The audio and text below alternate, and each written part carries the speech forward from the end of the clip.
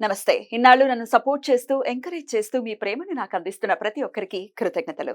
అలాగే ఈ వీడియో కూడా ఖచ్చితంగా మీకు ఉపయోగపడుతుంది. లైక్, షేర్ అండ్ సబ్స్క్రైబ్ చేసి మీ సపోర్ట్‌ని నాకు అందించండి. అలాగే ఈ వీడియో పట్ల మీకున్న అభిప్రాయాన్ని కామెంట్ సెక్షన్‌లో కామెంట్ చేసి తెలియజేయండి. ఇప్పుడు వీడియోని చూద్దాం. నమస్తే. Welcome to our channel. నేను పద్మిని. ప్రస్తుతం మనతో పాటు ప్రముఖ ఆధ్యాత్మికవేత్త, astrologer, life coach, Bala Tripura Sundari ఉపాసకురాలు శ్రీమతి సుధ గారు మనతో పాటు ఉన్నారు. మాట్లాడదాం. సుధ గారు నమస్తే అండి. నమస్కారం పద్మిని. ఎలా ఉన్నారు సుధ గారు? ఫైన్.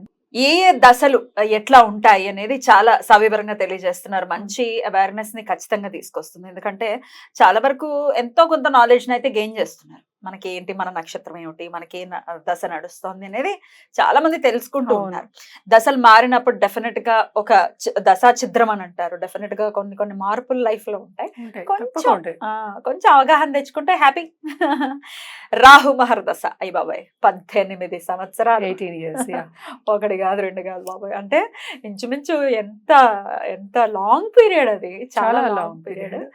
సో ఎలా ఉంటుందండి రాహు మహర్దశ అనేది? ఎట్లాంటి పరిస్థితుల్లో యోగించేటటువంటి పరిస్థితి ఉంటుంది? అలాగే ఏ దశలు డెఫినెట్ అంటే అంతర్దశలు కూడా చెప్తూ ఉన్నారు మీరు అవును, చాలా అంతర్దశ beautiful గా. మెయిన్ అసలు ఆ, యాక్చువల్ గాను. అది కూడా చెప్తూ ఉన్నారు కాబట్టి మరి ఒకవేళ మంచి రిజల్ట్స్ ఇవ్వట్లేదు రాహు మహర్దశ అంటే ఏ రెమెడీస్ చేసుకోవాలి ఒకసారి మీ ద్వారా? షూర్, తప్పక. ఈ కాలంలో నాకు నేర్పిన వాళ్ళు కూడా యాక్చువల్ గా నేను గురువు దగ్గర నేర్చుకున్నాను ఆస్ట్రాలజీ కూడాను. ఆయన చెప్పడం కూడా ఏంటంటే నీచ దశలు ఈ కాలంలో రావాలి కలియుగంలో. అంటే నీచ దశలు ఏంటంటే కంప్లీట్ మ్యాలిఫిక్ కదా, మనకి రాహుకేతు మనం కంప్లీట్ మ్యాలిఫిక్ తీసుకుంటాము. సో అలాంటి నీచ దశలు వస్తే, ఎందుకంటే ఈ కాలంలో అందరూ కోరుకునేది ఏంటి? డబ్బు. సంపద అంటేనే డబ్బు, అంతే. మిగతా ఇంటర్పర్సనల్ రిలేషన్షిప్స్ కానీ లేకపోతే ఇంకా ఉంటాయి కదా, ఇప్పుడు ఫ్యామిలీ అని భోగాలు, సుఖాలు అన్ని. అన్ని ఇప్పుడు చాలా, అంటే ఫ్యామిలీ మెయిన్ అనుకుందాం. ఫ్యామిలీతో ఎంజాయ్ చేయాలి. ఇవన్నీ కాకుండా మనకి ఏంటంటే ఫస్ట్ డబ్బు కావాలి, బ్యాంక్ బ్యాలెన్స్ కావాలి.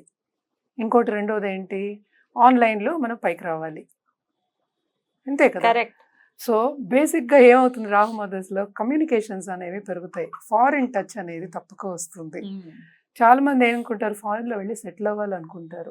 అలాంటివి కూడా జరుగుతూ ఉంటాయి. మన ఉద్యోగ పరంగానో లేకపోతే కుటుంబ పరంగానో వెళ్ళి సెటిల్ అవ్వడం కానీ, లేకపోతే చదువు అబ్రాడ్లో వెళ్ళి చేసుకోవడం కానీ, అండ్ ఆల్సో పై చదువులు రావడం కానీ. అంటే ఈ కాలంలో చదువులు అంటే ఏంటి, మెటల్స్ గురించి లేకపోతే ఇన్వెన్షన్స్ గురించి డిస్కవరీ చేయడం కానీ, ఇప్పుడు సీరమ్స్ డిస్కవరీ చేయడం కానీ, లేకపోతే అలాంటి మెడికల్ ఫీల్డ్లో వెళ్ళడం. అంటే కేతు రాహు కలిసి ఉన్నప్పుడు కొన్ని దీంట్లో ఎస్పెషల్లీ మెర్కురీ మాస్ తోటి డాక్టర్స్ లేకపోతే మెడికల్ ఫీల్డ్ ఇవన్నీ చెప్పుకుంటాం అనమాట. ఎస్పెషల్లీ 10th కనెక్షన్ వచ్చింది అంటే దాంట్లో పైకి రావడం కానీ ఇవన్నీ జరగడం అనేది జరుగుతాయి రాహు మహర్దశలో. ఇంకోటి మనం ముఖ్యమైనది చూడాలి అంటే ఏంటంటే, రాహు మహర్దశలో కంప్లీట్ చేంజ్ అనేది ఉంటుంది. అవునా? అప్పటి వరకు ఒక లైఫ్ తర్వాత అలానే డివిజన్ చేసుకోవడం కన్నా ఏదో ఒక మార్పు, అంటే ఏంటి, పక్కదారి నుంచి తీసుకెళ్లే ఛాన్సెస్ ఎక్కువ ఉంటాయి. అంటే పక్కదారి అనుకోకూడదు, అది వేరే మీనింగ్ వస్తుంది.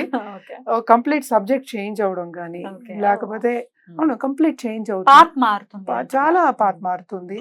అండ్ ఆల్సో ఈవెన్ ఉద్యోగ రీత్యా కూడా మారుతుంది. కొంతమంది ఏంటంటే మానేసి ఫుడ్ బిజినెస్ వెళ్ళిన వాళ్ళు ఉన్నారు. అంటే ఉద్యోగం మానేసి ఫుడ్ బిజినెస్ లోకి వెళ్ళడం కానీ, ఏదైనా బిజినెస్ పెట్టుకోవడం కానీ వెళ్ళడం జరుగుతుంది. And also landed property, suppose Rahu 4th హౌస్లో ఉన్నారంటే రియల్ ఎస్టేట్ రంగం ఇప్పుడు బూమింగ్ బిజినెస్ కదా. ఏమేమి ఇప్పుడు ఈ జరుగుతోందో, దేంట్లో భూమి వచ్చిందో, ఎస్పెషల్లీ డబ్బు ఎక్కడ ఎక్కువ, సంపద ఎక్కడ ఉందో దాంట్లో వెళ్ళడం అనేది జరుగుతుంది. స్పోర్ట్స్కి కూడా మనం చెప్పుకుంటాం అనమాట. అలాగే పాలిటిక్స్కి కూడా మనం రాహు చెప్పుకోవాల్సి వస్తుంది ఒక్కొక్కసారి. అవును, టచ్ రావాలి.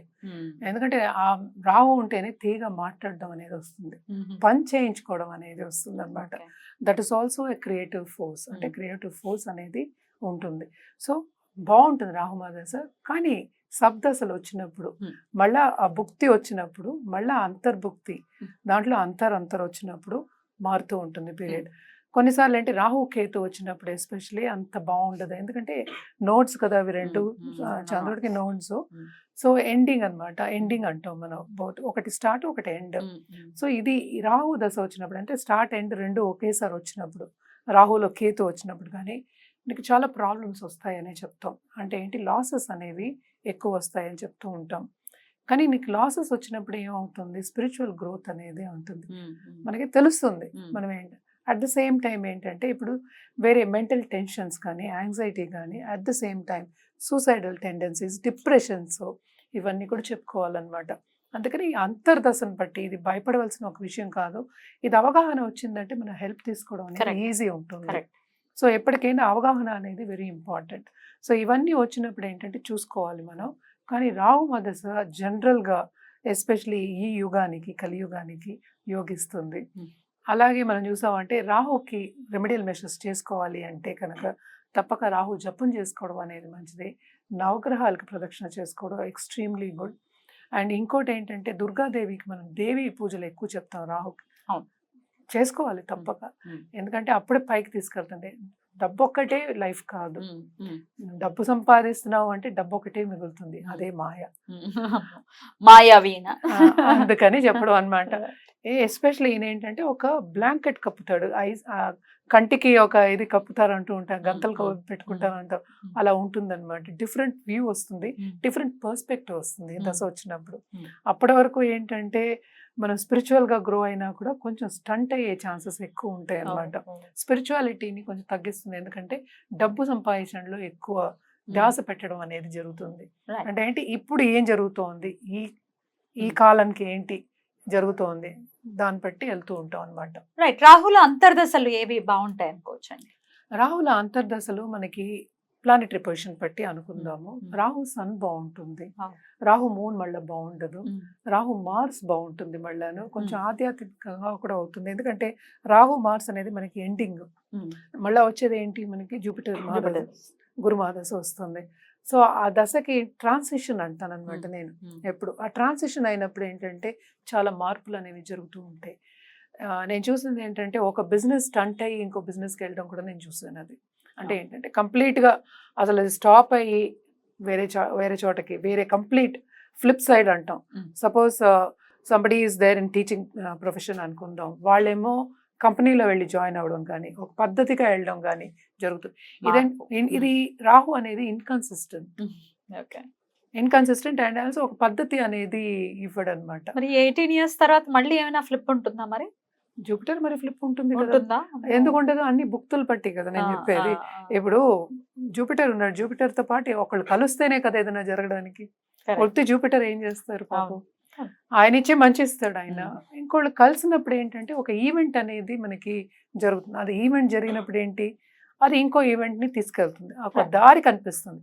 ఒక ఈవెంట్ అయిన తర్వాత ఇంకో ఈవెంట్ అవ్వాలి, అది ప్లస్ అవ్వచ్చు మైనస్ అవ్వచ్చు. ఇక రెమెడీస్ ఏం చేసుకోవచ్చు అండి రాహుకి? మీరు ఎలాగో దుర్గాదేవి అని చెప్పారు, ఏదైనా మరి రాహు అంటేనే మాయ కాబట్టి మాయ లాంటి రెమెడీస్ ఏమైనా ఉంటాయా? మాయ లాంటి రెమెడీస్ అంటే మన దుర్గాదేవినే, ఎందుకంటే మాయ తీసేయాలి కనుక మనకి దుర్గాదేవి దేవి పూజలు ఏ ఉపాసన అయినా చేయొచ్చు. దేవి ఉపాసన చేయడం అనేది చాలా మంచిది అనమాట. అలాగే రాహు మాదశలో పెళ్ళైన వాళ్ళు బోడంత మంది ఉన్నారు, సంసారం సాగించిన వాళ్ళు బోడంత మంది ఉన్నారు. అట్ ద సేమ్ టైం ఏంటంటే ఈ దశలో అంతర్దశలు వచ్చినప్పుడు డిస్టర్బెన్సెస్ అనేవి అది తప్పదన్నమాట.